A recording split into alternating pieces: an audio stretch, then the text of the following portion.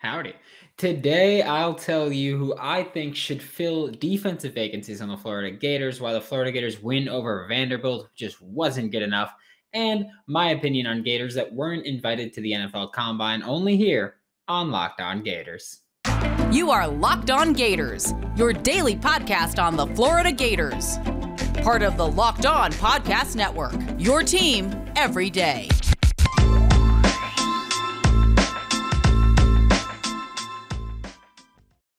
Hello and welcome back to another episode of Locked On Gators, part of the Locked On Podcast Network, your team every day. Thanks for making Locked On Gators your first listen of the day. We are available daily and free wherever you listen to podcasts. Happy Thursday. I'm Brandon Olson, WNS_Brandon on Twitter, written works with Whole Nine Sports. And we're going to take a look at some Florida defensive openings or I'll tell you who I think should fill the spots, and we'll talk about some other candidates for those spots. First up is corner. Outside corner is a big thing because last year we had Kaiir Elam on one side and Jason Marshall and Avery Helm rotating on the other. And prior to the season, it was expected Kaiir Elam and Jaden Hill got injured and missed the season. And when Kaiir Elam was out, it was Avery Helm, Jason Marshall, very easy. But this year we can likely say that Jason Marshall will take one of those spots as a corner on the outside of this roster.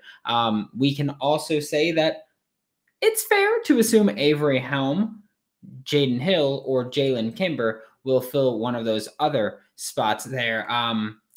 We know I want it to be Avery Helm. I know, and you know that most of you want it to be Jaden Hill or Jalen Kimber.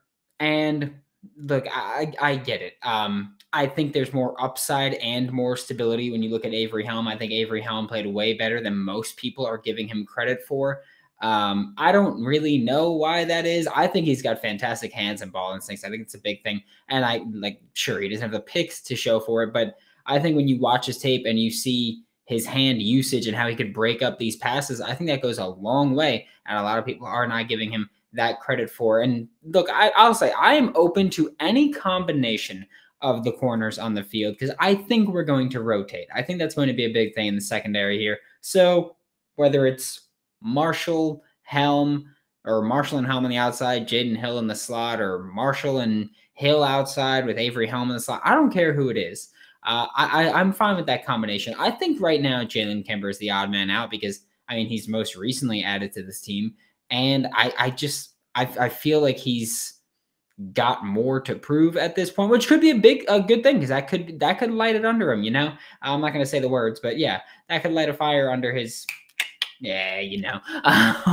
but my choice here, it's Avery Helm. I think he's the best corner to start opposite Jason Marshall. And again, I think Jason Marshall is pretty much penciled in there right now.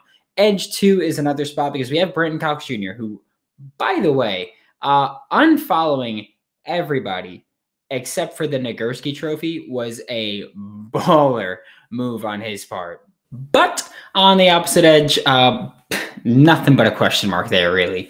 I think that most people, including myself, think that Princely Umanmielen should be the guy. I think most of us are like, yeah, he's next in line. Personally, I would have loved for it to be Chris Bogle, but he didn't get enough playing time and couldn't get him to stay in Gainesville. So he is in East Lansing with the Michigan State Spartans, where he's probably going to get a 10-sack season, and he's going to be in the NFL, and he's going to be an early round pick. And we're going to say, damn, that's another player that the Florida Gators missed out on. I think Lloyd Summerall and Chief Borders are interesting options here. Both are guys who didn't play a ton last season, but I think that they both present versatility as far as pass rush ability and the ability to drop back in coverage more. I don't think Princely is really that type to drop back in coverage a ton, but I can see him taking over the Zachary Carter role in a way.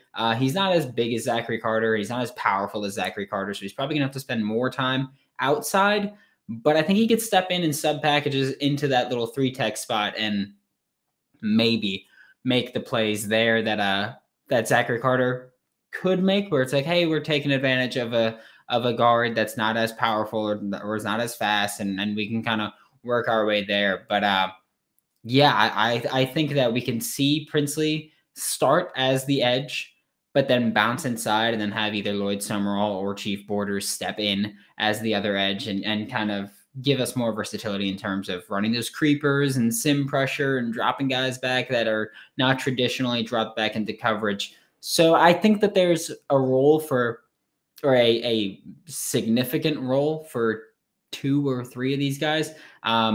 My choice would be Princely Umanmielen as the main starter, and when he bumps inside as a 3 tech, then we see Chief Borders step onto the field. I think Chief Borders' athleticism is a big thing, and his experience as an off-ball linebacker and as a safety in high school really add to this defense, where he can kind of drop back into coverage and make some more plays than Lloyd Summerall would be able to make. And I wouldn't be opposed to him being the starting edge if he can prove his worth in spring and summer ball. Linebacker 2 is the other spot that we're going to talk about. Ventrell Miller, he's linebacker 1. We know that he's going to be that guy. He's easily the best run defender available for Florida. I really don't think that that's up for debate at all. But then you got to talk about linebacker 2. And personally, you guys know who I'm going to champion for. I'm championing for Shamar James. I think he's going to be the next man up. I think Shamar James is the real deal when I watch him. But I think it's close between him, Derek Wingo, Scooby Williams, and DeJuan Black would probably be the other guy to talk about. Like I said, like Amari Burney's here again, but I really just am not bought in on Amari Burney. I think he's done nothing to really earn that. And so I'm not in. But like edge and corner, I think we see a rotation here. I think that we're going to see guys who, like I've said, they're going to have certain roles, and in certain situations, we're going to put them out there. Like on passing downs, or obvious passing downs, like when it's like 3rd and 14, I highly doubt we're going to see Ventrell Miller on the field. We're probably going to see DeJuan Black and Scooby Williams or something like that. Like we're probably going to see some combination there. Where I think we're going to see people like DeJuan Black come in multiple different occasions, in multiple different situations, in multiple different roles. Like I think we'll see him play a little bit of edge this year. I think that this is the year where we see him line up on the line of scrimmage and drop back into coverage, or rush the passer, or be an interior pass rusher, whatever it may be. I think he's going to be that Swiss Army knife that we've been talking about for seemingly forever, when he initially committed to Florida and then went the JUCO route and then came back to Florida. Not came back, but came to Florida for the first time. So I think we're going to actually see him play that Swiss Army knife role. But my choice would be Shamar James or DeJuan Black. I think if it's not Shamar, I'm totally comfortable with DeJuan Black being the guy, because I think he provides so much for this defense. And I think that he really, really adds a lot of value here, especially this year. And I mean, look, we could be honest about it. He should have been starting, or maybe not starting, but he should have been playing a lot more last year than he did. But we had not great coaching staff. I'll say that, especially on the defensive side of the ball, lacking in a lot of areas. And I think that they really dropped the ball with essentially wasting a year of DeJuan Black's playing career. I think that was just an awful decision by the coaching staff. And I mean, it's not surprising why they're not here anymore, right? March Madness is just a few weeks away. That means you need to start thinking now about where you're running your brackets this year. And I have a suggestion. RunYourPool.com is the place to be. Along with standard brackets, they got Pick'em, they got Survivor. It's stuff you won't find on ESPN or CBS. And when you use RunYourPool.com, you'll be able to set your bracket with me and the Locked On Gators listeners for free, which I'll set up soon. Join the whole network at runyourpool.com/lockedon. If you want to set up your own pool for family, business, charity, whatever it might be, use code PUREMADNESS at checkout to receive $10 off your custom pool. Runyourpool.com/lockedon for your chance to win a cash prize for free to sign up, free to use. Only got to pay if you're starting your own pool. Thanks again for making Locked On Gators your first listen of the day. Be sure to check out Locked On Bracket Breakdown on March 14th right here on the Locked On Gators podcast feed and YouTube channel. Chris Gordy, Andy Patton, and Lee Sterling give you in-depth breakdowns on every matchup. Will the Gators be in there? I honestly don't know, because this is a rough year for Gators fans in basketball. Looking at, Florida played against Vanderbilt on Tuesday, and look, was the win nice? Yeah, the win was nice. Sure, we could take the win and we can go add one to the win column. I'm gonna be very blunt with you and pardon the language, but I don't give a damn about the win. Florida should have run Vanderbilt out the freaking gym. Like that was horrible. Don't get me wrong. Vanderbilt, I don't think they're a bad team. I think it's the best Vanderbilt team that we've seen in quite some time. But I think they're good on defense, or better on defense than they are on offense. And I think a lot of their offense is strictly get to the free throw line or get a three-pointer. And Florida, what the hell, man? The defense just was not there. CJ Felder started. He only played 6 minutes. He was questionable from the start and ultimately tried going, but couldn't. The Gators were down big. They went on a 9-0 run to end the game and win the game. And Flan Fleming hit a nice three-pointer to end it. And I don't even care about the individual stats. You know, I don't care that Colin Kesslin had 19 points and 9 rebounds. I don't care. I don't care. Or 19 points and 8 rebounds. I don't care that Flan Fleming had 16 points. I don't care. I don't care about his 16 and 6. That means nothing to me. Nope. Because yeah, that's great. Your individual achievements, fantastic. Proud of you. And I like both those players, especially Flan Fleming, because a lot of Gators fans were pissed when Georgia won the national championship, and he was happy that, you know, his hometown team, which, oh man, that his hometown team won the national championship, and Gators fans were pissed at him, and they were like, get him out of here. He's going to be selling cars in a couple years. He's probably making 6 figures off NIL deals and all this. And it's like, well, look, if he's good enough to make 6 figures off NIL deals, he's probably going to be playing pro ball. So you got to pick your stance on that one, because that is still the dumbest thing that I've ever heard. But no, I care much more about the quality of the win. Yeah, Q1 win, whatever. That's great. Quad 1 win, whatever. That's great. But Florida should have dominated that game. I think that the defensive game plan should have been simple, that it should have been protect the paint and watch the corners. And God, it is completely unacceptable that a Vanderbilt team with so few scoring options. There are 3 legitimate scorers on that team. 2 of them are strictly spot-up shooters. With so few scoring options and such little scoring variety. Again, their game plan, get to the free throw line, get open three-pointers, usually in the corner. I don't know how you could allow that team to score 78 points. I don't know how you could allow that team to shoot 15 for 29 from 3. It's just, to me, it's completely unacceptable. I don't think that's it. Now, they protect the paint. That's fine. Great. Colin Kesslin can pretty much handle that on his own against the majority of teams. And Scottie Pippen Jr., you know, leading the nation in free throw attempts, couldn't get to the line consistently against Florida, which is great. But it's just like the rest of the game plan. How do you protected the paint and you kept Scottie Pippen Jr. from doing his thing?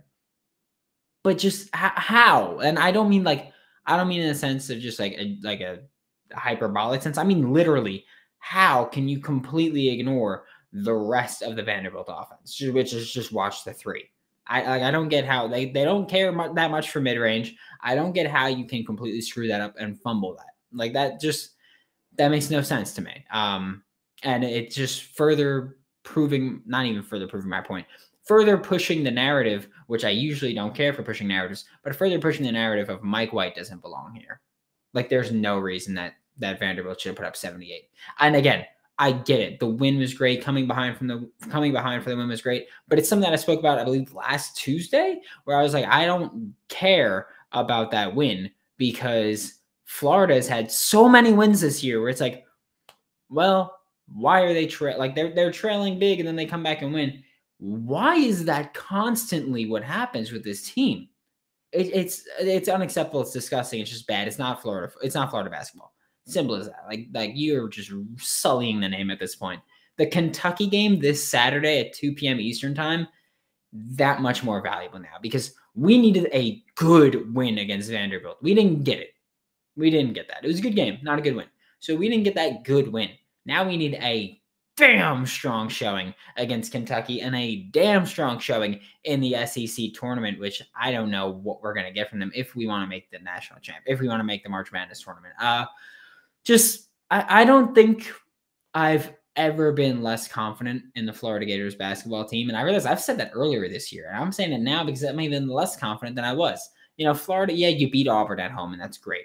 You almost beat Arkansas at home, and that's great. But, Kentucky dominated the last time these two teams played. This wasn't like when Auburn beat Florida the first time. It was a close game. Kentucky demolished Florida. It was 78-57. And, look at rebounding-wise especially. Florida hasn't won the rebounding battle in SEC play. That's just what they've done. They haven't won the rebounding battle in SEC play at all. And when you look at the Kentucky game, Kentucky demolished Florida rebounding-wise. Like the Gators, I get it. You get Kentucky in Gainesville, and Florida's been great at home. They have. But golly, I don't know how I'm supposed to look at the team that needed a 9-0 run in the final few minutes to beat Vanderbilt. And I don't know how I'm supposed to look at them and say, they got this. Against the team that beat them by 21 last time they played earlier in the season. Oscar Tshiebwe might put up 30-30 at this point, and that wouldn't even surprise me. And look, I know. I love Colin Castleton. Y'all know I love Colin Castleton more than most people do. And he's been on a tear recently offensively. But he's got to get more active on the boards, and he's got to get active earlier. And I put some of that blame on Mike White because I think this offense so much has Colin Castleton at the top of the key, waiting to swing the ball like he's vintage Marc Gasol or something. And so much of him is waiting low blocks just with his hands up, just waiting on the low block outside of the center. So when the shot does go up and it's not from Colin Castleton, that center's already got Colin Castleton boxed out. So I think there's just so much wrong with this game plan and this approach. The Gators need a strong showing on Saturday and in the SEC tournament. And I'm going to be honest with you guys. I don't know if we're going to get it. This is just, it's just such a lackluster Gators team this year that I hate watching them sometimes. It's just so frustrating to sit through, but I'm going to do it because I'm a Gators fan, and that's what we do. Anybody else make money this weekend? I know I did. Had a little bit of a run. BetOnline.net is how I do it. It's the fastest and easiest way to bet on all of your sports action. And usually I'm like, I'll take Florida to cover the spread. I'll take Florida money line against Vanderbilt. No. I took an alt spread. I took that Florida would win the game by 11.5 because I was like, hey, last time Florida played them, they won by 19, and they stifled Vanderbilt's offense, and they didn't have Colin Castleton. Boy, am I a dummy. BetOnline.net even covers award shows, TV shows, and reality TV with real-time updated odds and props on almost anything you can imagine. It's the best way to place your bets, and it's 100% free to sign up. Head to the website or use your mobile device to sign up today. BetOnline.net, it's where the game starts. To wrap up today's show, we're talking about my thoughts on non-combine Gators. Those non-combine Gators that we're going to talk about, running back Malik Davis, and who I constantly almost call Malik Willis just out of habit when talking draft, and offensive tackle Jean Delance. First one that we're going to talk about is Malik Davis because he is someone that I really thought of as a combine snub. He wasn't a Senior Bowl kid, wasn't a Shrine Bowl kid, no All-Star Game kid. He wasn't. He's not a combine invite, so he's gonna have to wait for his pro day to show off numbers. But it was weird to me because he's someone who he excels as a receiver out of the backfield, and I've said it before. It wouldn't shock me if we saw him play some slot at the next level. Not that I think he'd be amazing there, but I think that he'd be good enough to hit a slant, go to the flat, run a bubble screen, whatever it might be, to just be a little bit of an offensive weapon and a threat there. And look, that's valuable. Like you look at, there's at this point a number of teams that do it. The 49ers are the ones that are popular for Deebo Samuel playing receiver and running back. They call him a wide back now. That's valuable to be able to play multiple positions in an NFL where offenses are increasingly using players in a variety of ways all over the formation. You look at the New York Giants with Kadarius Toney last year, so we could talk about a Florida Gator. Kadarius Toney played out wide, he played in the slot, he played as a running back, he played as a quarterback for Wildcats sometimes. He moved all over the formation, and he's going to do much more of that this year with Brian Dable. But I think Malik Davis, obviously he's not as talented as a receiver as Deebo Samuel. He's not as twitchy as a ball carrier as Kadarius Toney, but I think he's got a role as that gadget type player. He's no Tavon Austin. No, of course not. But he's someone who can move around the formation and play a bit in multiple spots. And he's got enough speed to break a big play if he gets space in front of him. And he's, I'll say Malik Davis is shifty enough to create in the open field and make some players miss. I also don't know why he was a combine snub. I think that was, or why he wasn't a combine invite, because he was a massive combine snub. That it just doesn't make sense to me. Like Isaiah Pacheco from Rutgers, like, look, I'm a tri-stater. Like, I love you, Rutgers, but Isaiah Pacheco had no right being at the combine if Malik Davis didn't get an invite. So that's where I'm at with it, where it just doesn't make sense to me. I think Malik Davis was a big snub. I think he's going to play on Sundays. I don't know how much, or I'll say I think he's going to be active on Sundays. I don't know how much he'll play. I don't know how involved he'll be, but I think he's someone who we're going to see on Sundays for a few years. We're at least going to know that he's on a roster and he's going to be making his money, which is all you could really ask for. Next up is Jean Delance, like I mentioned, the offensive tackle. He had an inconsistent season, and I will say I absolutely adore going on Twitter and seeing, like, just searching Jean Delance and seeing so many times of, like, there's one clip, I forgot who posted it, but they said this should be Jean Delance's last snap as a Gator. He was right tackle. I forget the game it was, but Kyle Trask was still starting, so it was the 2021 season or 2020 season. Might have been the bowl game, and the other team runs a stunt, and the pressure gets in, and Jean Delance can't make the play. And I think it's just one of those things where you don't realize, one, how difficult it is to stop a stunt and guard and block against a stunt, but two, how it's impossible when the outside player stunts to the inside, how impossible it is for the right tackle to go make that play while the right guard is blocking a defender in between them. Look, he's got his faults. There's no doubt about that. I think he's got great length and great footwork, which are two solid foundations to be an NFL offensive tackle. But it's one of those things where fault him for something that's his fault. You know, it reminds me of, like, I get a review. There's like too many ads. It's like, well, because I don't control that. so that is what it is. Fault people for something that's their fault. I think he does great work as a downfield blocker in the screen game. I think he loves getting to the second level and pummeling linebackers and pummeling secondary players. I think he does a great job there. And, you know, Trevor Sikkema mentioned on Monday when he was here that Jean Delance wants people to watch his tape against Alabama because Jean Delance did a solid job against Will Anderson. He lost reps. He won a couple reps, which is more than some people can say against Will Anderson. But he wants people to watch his tape against Alabama, not because it's his most dominant tape. No, but because he's going against the best. He's going against Will Anderson most of the time, who, if you don't know this, Will Anderson, a.k.a. the best player in college football in 2021. So I think that, you know, Malik Davis, I think you've got a spot. Jean Delance, I think you've got a spot with the right offensive line group. Like, I'd love to see Jean Delance go to the Patriots, and I hate the Patriots. But I think that there are a few teams that really maximize the potential of offensive linemen, and Jean Delance is going to be one of those guys where if he goes to the Patriots, he can really clean up and really be great. Like he's shown that he can be pretty good. Look, Hevesy, not a great offensive line coach. Like, I'm glad he's gone. But Jean Delance is someone who I feel has been, I don't want to say misused, but hasn't been developed as well as he should have been. And I think that in the NFL, I think he's going to be a better pro player than college. And I don't think that's something you say for offensive linemen very often. But I think that's very true with Jean Delance. I think that once he gets NFL coaching, he's going to be good because he's got the foundations already. He just needs fine-tuning. And I think that he's going to be a day 3 pick at some point. I think he's good enough for that. And I think Malik Davis is good enough where he's probably going to go undrafted.